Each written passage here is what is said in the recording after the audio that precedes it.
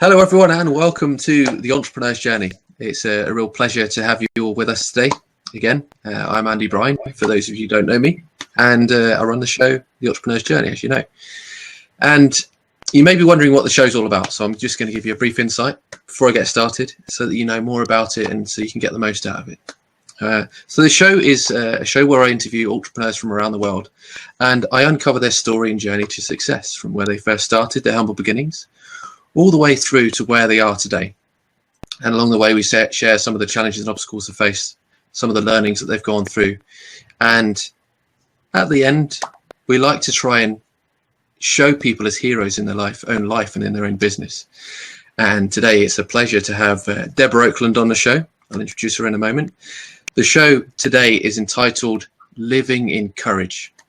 Change your movie, change your life. And she's got a fantastic book coming up very shortly, and it's soon to be released. Again, I'm not going to tell you about that now because Debra is going to be talking to you about that throughout the show as well. So welcome all. Thank you for joining me, Debra. Tell us a bit more about yourself before we get started. Hello. Thank you for inviting me to the show. I love what you're doing and your energy, and I love the UK. I love where you live. I love where I live. I love where Andy lives too. Hi, Andy Lyons is here with us. I started my online journey writing probably about 8 years ago. And after I had gone through a great deal of loss in my life, losing both my children and both my brothers in 4 years, it was either learn to pull myself up by the bootstraps and grab a hold of some courage. So I started writing about living in courage. And after grieving and going through the process and really not wanting to get stuck in that process, I decided that I was going to do what I'd always wanted to do and never had the confidence to do, which was write. So I started writing about courage. I just started writing articles and sharing my thoughts about life, and it blossomed into this platform of living in courage and has grown, and I've built this great community around me, this tribe of family and friends that I love so much, who are so supportive when we support each other in all that we're doing, like the things that you're doing, and Andy, and we just love that mutual support is vital to all of us. I mean, we're here to support each other. It's like a soul family.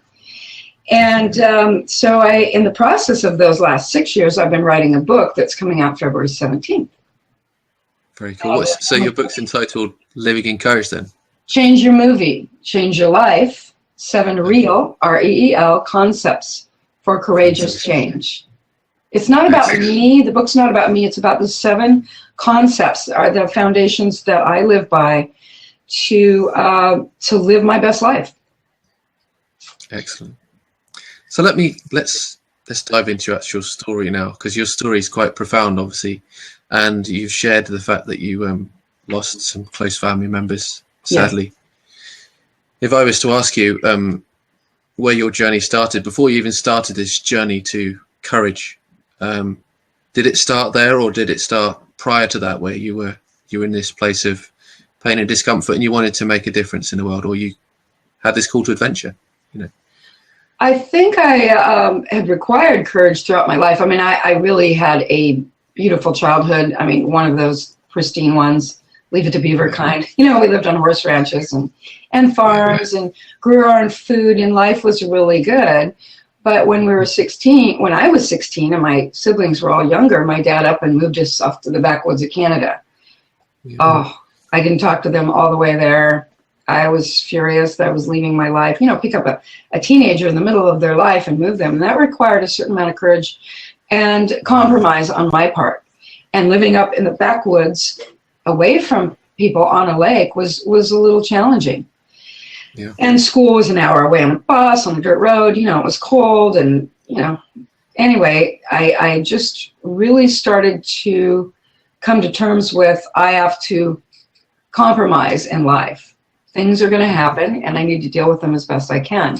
And I was always on a spiritual journey for some reason since I've been a little girl. I had an experience when I was around 7 or 8 that changed my life in that regard. Okay. One day when I was out in the wind. I was out in the wind, and it was blowing so hard that I couldn't stand up. It was just knocking everything over in Arizona. And I said, okay, if there's a God, stop the wind. And it stopped, dead still. For me, probably no one else. I ran to the door, crying and screaming and pounding on the door. My mom opens the door, and she's like, what's wrong? I go, God, stop the wind. Ever since then, I had no doubt. And so, you know, I grew up with my family, and one by one, they started to die. And the first was in 1992. It was my brother, Tim. Yeah. And we took care of him the entire time he was sick. And that was a big challenge. That was a big challenge. And in 93, Cody and I, my husband and I, were pregnant, and we lost the baby at birth. Our baby girl, Ren Tyler. We lost her at birth. And then, you know, you're a little tired. You're kind of getting worn out by now. You know, you've taken care of someone for a few years there. They pass on, and that was I read a book about that one. And then in 1994, the next year, it was every year, boom, boom, boom. In 94, my brother Ted passed. And that was another bomb. So 3 years running and 3 years on the... Yeah. And then on 95, on the next year, my son from my first marriage, Wade, was killed in a car accident when he was 21. So, you know, you're starting to get a little worn down and beat down. And then just a few years later, my dad died of prostate cancer. So you know, we decided that the best way to move through this and to handle this is together, of course. We didn't grow apart because of it. We grew more together on our path. So if I was to ask you then, throughout this, you know, this is incredible trauma for you, you know, on so many different levels, you know, and I can imagine, I sadly haven't lost anybody really close to me. You know, I've lost my nan and granddad. I don't have any grandparents anymore, but nobody really close to me. So I don't know how that truly feels. But I can imagine it feels, you know, isolating and lost, and, you know, it can be quite crippling, I can imagine. So what was it that led you to make that shift and try and create, you know, find peace within your life? Because I imagine that was so difficult. You know? One of the things that I had found is we lost 3 of them very slowly. Two of them, both my brothers, they went, we knew they were going, and my father, and we could say goodbye, but the other 2 were immediate. They were phone calls, or, you know, when I lost the baby, it was a very quick thing. And when I heard that my son was killed in the car accident, I went into shock, and I'd never been in shock in my life. I didn't even know what that felt like. And it's the strangest sensation of feeling. I never want to feel it again. You want to move around, but then the minute you move, you want to sit still. And if you sit still, it's just this mind-altering state that you're in. And I can say that having gone through both, losing someone quickly and losing someone over time, neither is easier.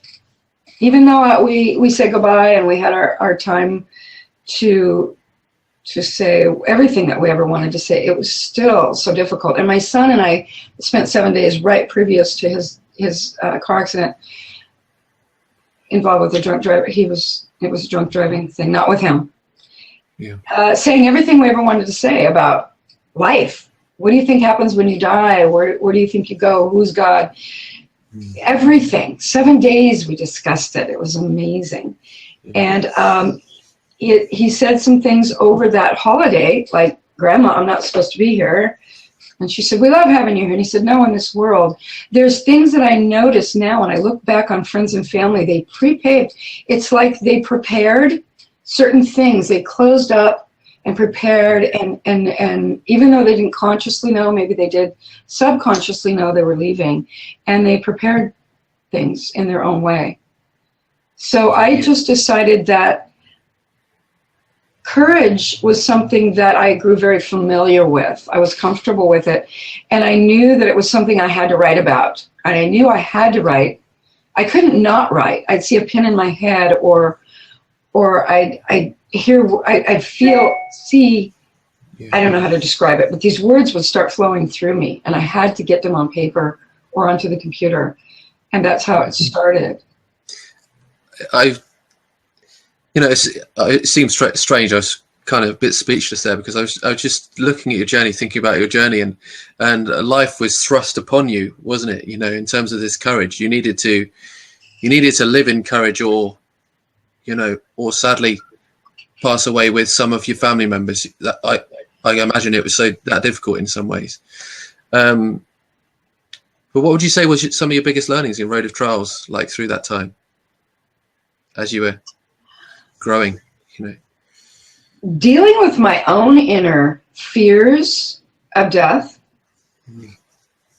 I suppose, was a big one. And then realizing, if I truly believe what I believe, and this is not all there is, and that we are more than this body, we aren't this body, we're the spirit, we're the soul, we're expansive beings of divine love and light, then what am I afraid of? And then I really came to terms with that and go, they're not gone. They're just in a different frequency. Yeah. I can't see them, but they're no more gone than I am. I just have a human body wrapped around my spirit, my soul.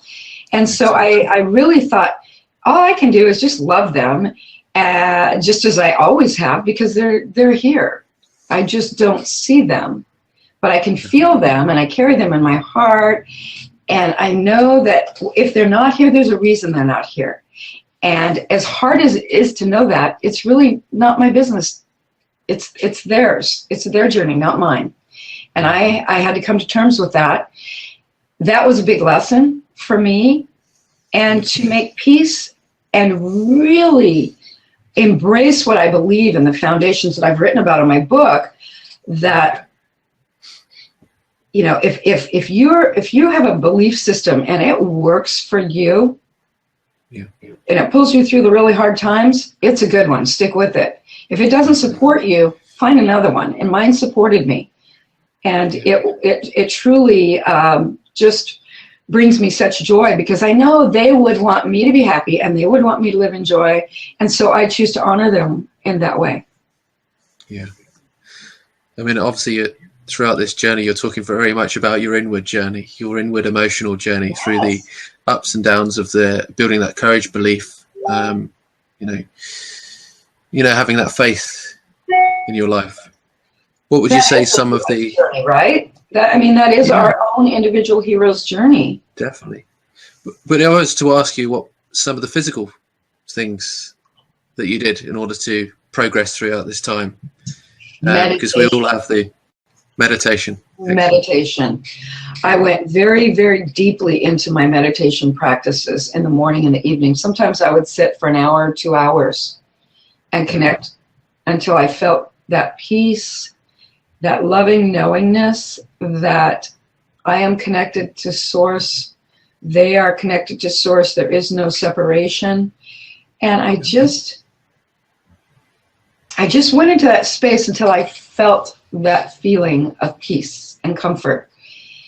And then I knew I could get up and go about my day. And that builds momentum. When you are putting good in, I always say garbage in, garbage out. You know, you put garbage in, garbage comes out. You put love in, you put peace in, you put harmony in, that's what comes out. So make less room for the garbage.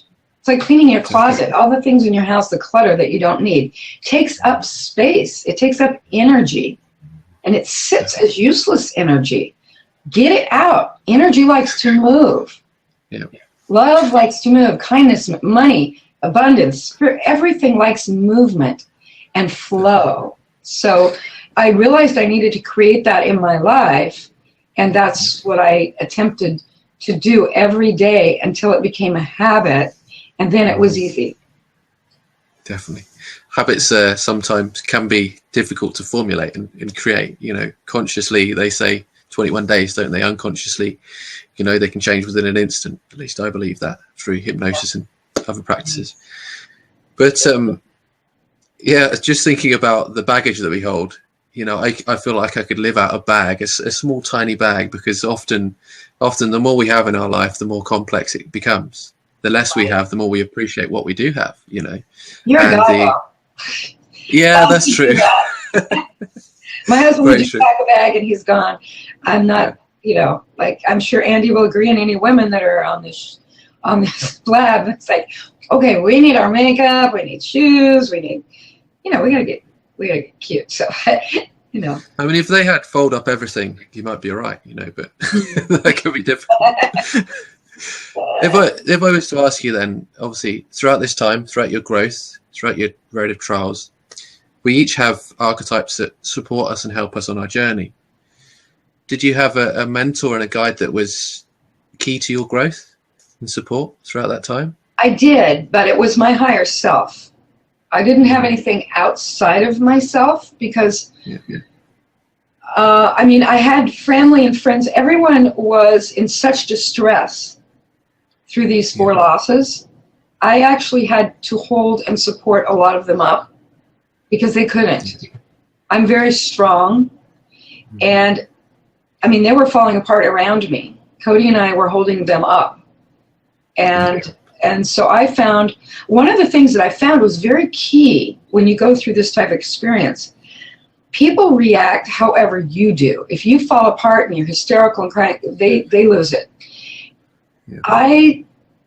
In the face of people and the outer world, I brought as good as I can, as calm as I could to the situation, because it helped them as well. In private, it was another story, because I had to sit and meditate and really come to terms with myself, and I knew no one outside of myself could do that for me. This was a journey no one could take but myself.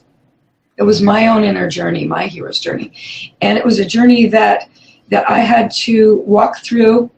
Although I had help along the way, and I had books, of course, and you read things that help, and people say encouraging things, but I knew this was my inner journey, and it could turn into the dark night of the soul, or it could turn into this amazing experience that I could learn and grow from, and it would give me wings to fly.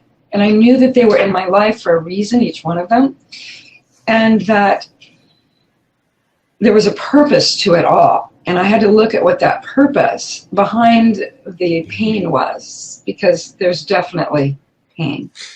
So in terms of those books that were your guide in some ways, you know, your support mechanism to get your inner peace and tranquility, or what Joseph Campbell calls following your bliss, you know, creating that bliss in your life. What would you say the books were? What book would you recommend? I was doing more work with some people in Vancouver in Canada that were doing angelic type work, and similar to what Abraham does. And of course, Abraham, you know, I was reading Abraham. Yeah, Abraham Hicks, and anything that was positive. I wasn't delving into a lot of books at the time. Like Oneness is one of my favorite books of all time now. And John O'Donohue's books, Anam Cara, and there's just, I mean, I grew up reading spiritual books, so at that particular time, I don't remember one in particular. I know I was very into the Abraham tapes, which helped. Yeah. Wayne Dyer, I mean, I have books, I have shelves of books, and they all contributed to my spiritual growth over the years, and that also was supportive. But I knew I needed to go in and connect to my higher self, my inner love, wisdom, and power, and get the answers that I needed there. And anytime I talk to people, I direct them back to that space inside themselves, because that's where everything is. That's where everything lives. So was there a moment where everything shifted and came together for you? I can't imagine anything happened overnight, but if there was one thing that was... Yeah, it wasn't overnight, but it was just gentle progression. And like I said, through the meditation and through connecting to my heart and staying out of my head so much, where, you know, all kinds of things can go swirling around about, oh, poor me, and, you know, why did this happen to me? What should I do?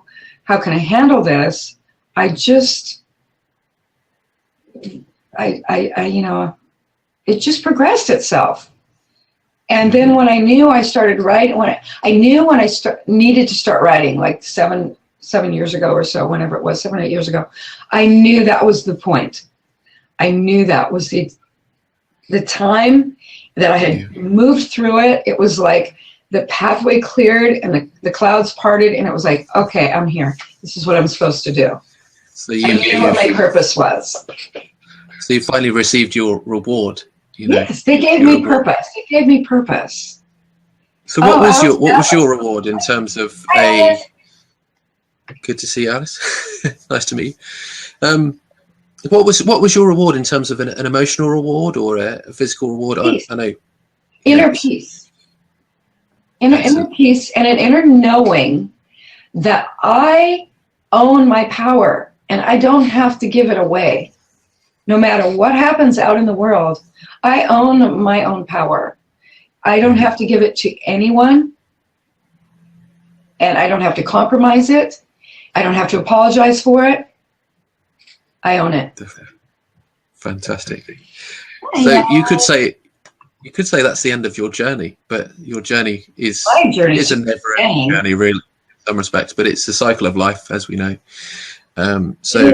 It is. You know what I was thinking about the other day is people at my age now are retiring and relaxing in their life. They raise their kids. They're doing whatever they do. And that was the norm back in the day. You know, they had one job they retired from, one or two careers. Now, all of us, baby boomers, I mean, we're on fire in our 40s, 50s, and 60s. I mean, we're just on 70s, on fire and just beginning the best part of our journey. I love that about us. That's awesome, isn't it? No, it's great to see people really thriving, constantly thriving. You know, yes. And it's what we see. Yes. So, if I was to say, who are you now? How would you describe yourself today from going through all of that stuff? I'm a badass goddess. I'm a triple Leo badass goddess. Well, I was just looking at your t-shirt there, and it says "You Rock." So. No, I know who I am. Yeah. I know that everything I need lives and breathes inside of me as I'm connected to the earth and to divine mind and universal intelligence, and I remain steady in that knowingness and in that place, and I keep myself there through daily practice. It doesn't just happen. You know, you can't look at someone on the street that's miserable and say, hey, just be happy. It doesn't happen. You know, it's a journey. You have to go through stages. And we all have challenges. We all have lessons. And we all go through a dark night of the soul, so to speak, or go through something that you don't think you can get through. But you can. You can do it. You can get through it. We've all been through things that are indescribable. All of us. There's no one that gets through life without going through something tragic or something that causes you extreme pain. But you have the power to move through it. Definitely. And I was just in regards to the hero's journey and Joseph Campbell's work and getting through to that final stage of transformation and the approach and the final ordeal. It's very much like a death and a rebirth of who you are, stripping all of the stuff that no longer serves you and standing in your new power, your new energy, your new persona, you know, the persona that was created from all of the challenges that you face every day. So instead of your mother giving you birth, you rebirth yourself. Definitely. And then you retrain your inner child that it's not in control, that you're grown up now, and it's okay if you take charge. And it's okay for them to relax. Thank you for protecting my entire life, protecting me and keeping me safe. But now I'm going to do that for you because I have all the tools to do it. And it's okay to relax. So if I ask you again, then back to the first question. Yes. What is it that you do now and how do you help people in life? What I do is I write. I love to write. I've written a book. Yeah. I'll show you. This one. Change Your Movie. Change Your Life. Excellent. 7 real concepts for courageous change. Yeah. And I write about universal laws and principles. I love to speak about universal laws and principles, courage. I'm not a coach. I'm not a life coach. There's enough of them out there, you know, and they're doing great work, but I am not a coach. I just think of myself as a love heart-based, I guess, counselor of sorts. No degree to do any of that, but I just love to help people and work with people. And I like to write and share other people's journeys and support them in whatever they're doing, because we're all, no matter what the message, many of them are similar. I mean, a lot of our books are very similar. You know, we're just presenting them in a different way, in a different package. And they reach different people that appeal to whatever way you're presenting. And I think we all have a voice and we all have a choice. And it's important that we put our voice out there, because our vulnerability, our stories, and what we have to share with the world makes a difference in other people's lives. Definitely, a big difference. And what we're sharing out there matters. And there's a huge shift going on right now. I mean, it's a massive shift in ourselves and the world. And I used to think of this oneness, unity, and grace, you know, for the collective, and you know, I'd always talk about it, and then I realized recently, I have to do that work within myself. There has to be unity, oneness, grace, peace, harmony within me before I can go out and share it with the world. And what I want for myself, I want for all others.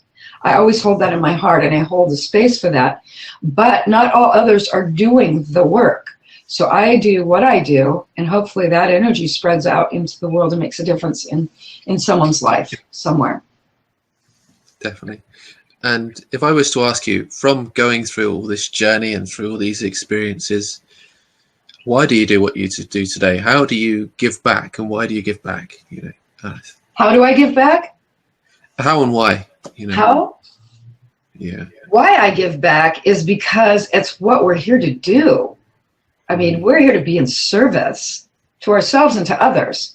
I mean, we're not in this game alone. This is not a one-person show. You know, this movie is a movie about the collective, the larger collective, and our individual movies. I like to think of them as independent films. They build upon what is happening out in the collective and how that movie is showing up for all of us. So the more of us that can identify what it is we're here to do, connect with our purpose, with this great passion and just courage, you know, you have to do it. You know, that's what you're here to do. And we each have one thing we're here to do that no one else can do. We're gifted with that one thing, even if it's similar to someone else's. Don't copy them. You're not here to be a copy of someone else. Do what you're here to do, and you will shine so brightly. And what I do, did you say why? I said why.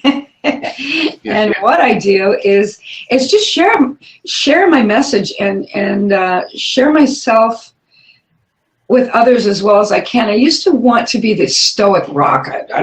Nobody can see anything's ever wrong or anything's ever happened. And I think it's important for us to show our vulnerability. Brene Brown talks a lot about that. But showing your vulnerability is so important, and it's okay. Yeah. People all have problems. Nobody's perfect. That's why I love this show, and that's why I do this show, because it's all about people sharing their journey, their vulnerability, their challenges, who they truly are at a completely transparent level, because that really is who you are as a person. That's why you do what you do today, and that's how you make the difference in the world. Your journey is your path. Your journey is who you are. Yes. And that's how you make that difference. And you're making a difference. I mean, look at what you're doing.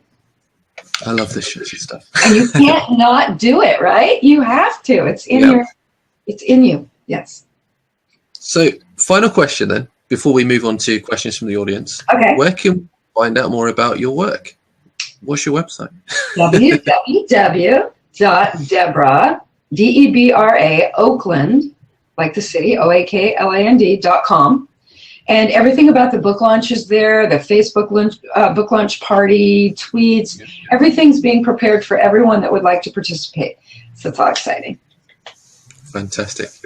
And what I'll do is, like I do with all the other guests, I'll make sure all of your links are on the show, on the website, on YouTube, as well as on the podcast as well, if you're listening to this on the podcast. So what I will say is keep with us, because we're going to have questions from the audience now. Okay. But I will say, for those of you who obviously heard the story now, thank you all for tuning in. It's been a pleasure and a privilege. And thank you, Deborah, for sharing your story. Well, it's been thank a real you for pleasure. inviting me to the show. Excellent. And I see a couple of people I would love to talk to down there.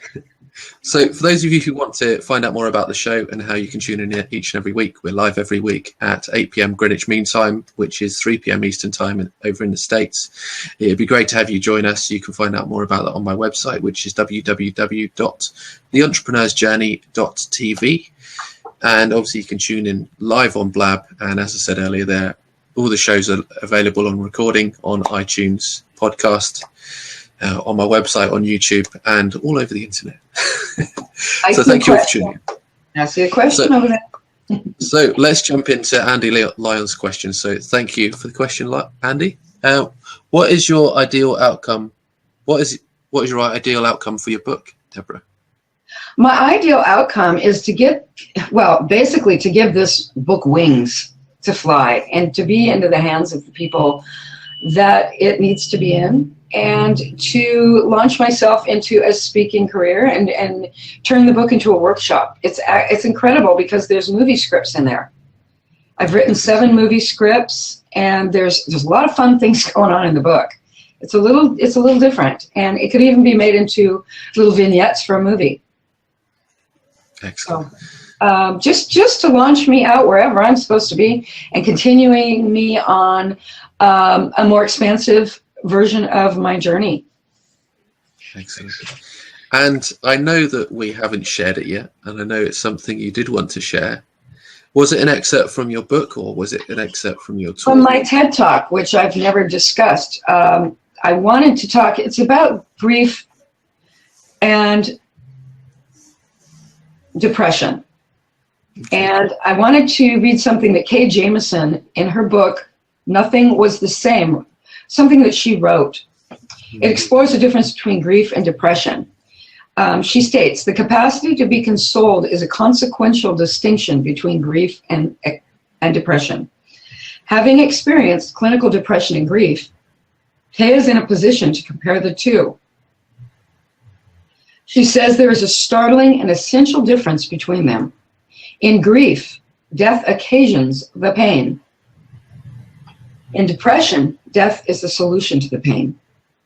From my experience, living from the inside out has the power to transform, transmute, and ultimately transcend the pain. She also states that mourning brings us back to life, and that grief is a healthy process. In a 2010 interview on Health Central, Kay says, one of the differences between depression and grief is time does help with grief. Depression is unrelenting. Grief and depression are very different, and the distinction needs to be made. But if we do not process grief, we get stuck in depression. And I like that she says that. It's important for people to know they need to move through it or get stuck in it. Definitely. No, thanks for sharing that. That's amazing. You're welcome. If I was to ask you a question from that, then, when is the right time to transition from that grief through to moving Individual forward? basis, you take as long as you need. When it starts to become about you and affecting your life in a really negative way, maybe it's about you. It's not about them anymore. Maybe it's because you just don't know how to move through it, or you're not using the tools available to you. They're out there. They're in books. There's counselors. There's coaches. There's grief counselors. There's the internet. I mean, there is help out there for anyone going through this. So find someone to help you. Find someone to talk to if you need to. But there's no reason to let it completely destroy your life unless you allow it to and you give your power away.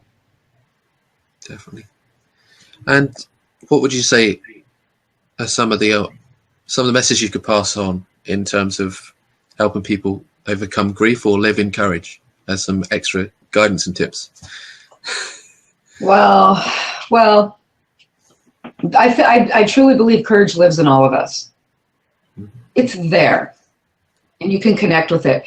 And I think it helps if you can find a time that you needed courage, maybe in a smaller way, that wasn't so huge for you that you can't grasp it. And think about what you did at that time and how you were courageous, or how you helped someone when they couldn't help themselves. You were using your courage muscles, and those courage muscles grow. They're meant to grow.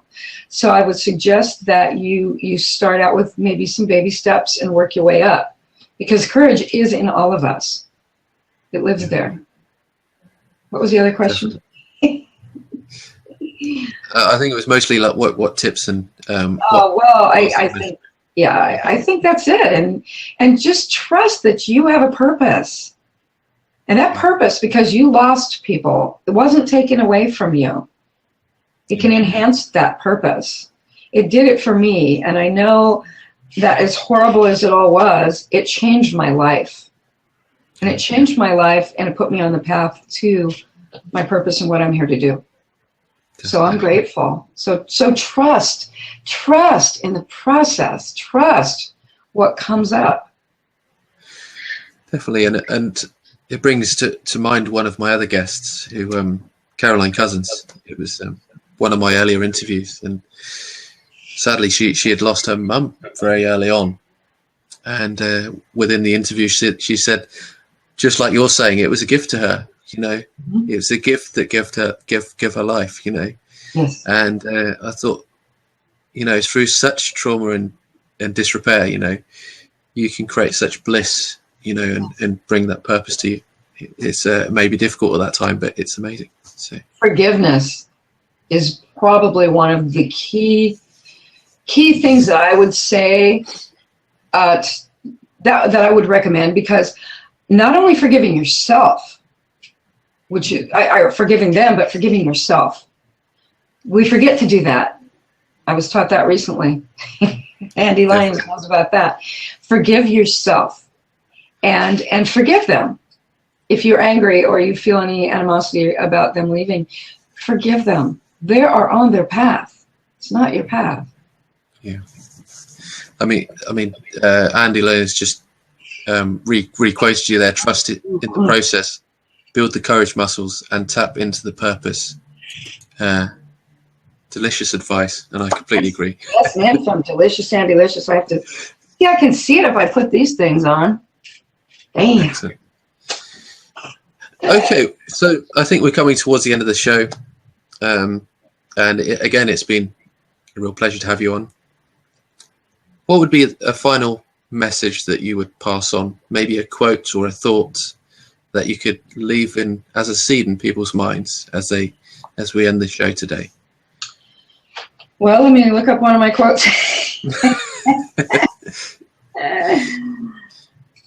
When the waters of life want to carry us back into the arms of divine love and light, we must not cling to the shore in fear. And another thing I would say is be here now. And what NOW stands for me, and is in my book and my quotes on my website, and there's 120 quotes or more on my website, stands for naturally occurring wonder and wisdom, or natural occurring wisdom. But natural occurring wonder is what I call my now moments. Stay in the now moments, because those are the beautiful places. You can't go back. That's gone. I love that quote. Yeah, it's very good. Yeah. So, it's allowing nature to unfold as well, allowing life to unfold and living in flow. You know, from my know when to swim and know when to float. That's another one of my quotes. Very important. You need to know when to swim and to work and go forward, and then you need to know when to float. Yeah. I'm trying to learn that with the book when the launch comes. Float. Definitely. And as we come towards the end of the show, final question again: where can we find out more about your work? You can find me on all social media platforms under Debra Oakland, Debra Oakland, and www.debraoakland.com, or you can visit either site goes to it, livingencourageonline.com, which has been for years. It's just been transferred over to Debra Oakland, and my whole website's been rebuilt to support the book and the platform and myself now. And that's where you can find me all the time. Excellent. Well, again, thank you for joining me today. I've really enjoyed having you as a guest. Thank you. And we wish you all the best. My honor. Thanks. And with that, I will say bye for now. The Entrepreneur's Journey. Create your empowering business story. Interviewing successful entrepreneurs from around the world to share their inspiring journey to success. Tune in live every week for your weekly dose of inspiration. Visit www.theentrepreneur'sjourney.tv for previous episodes.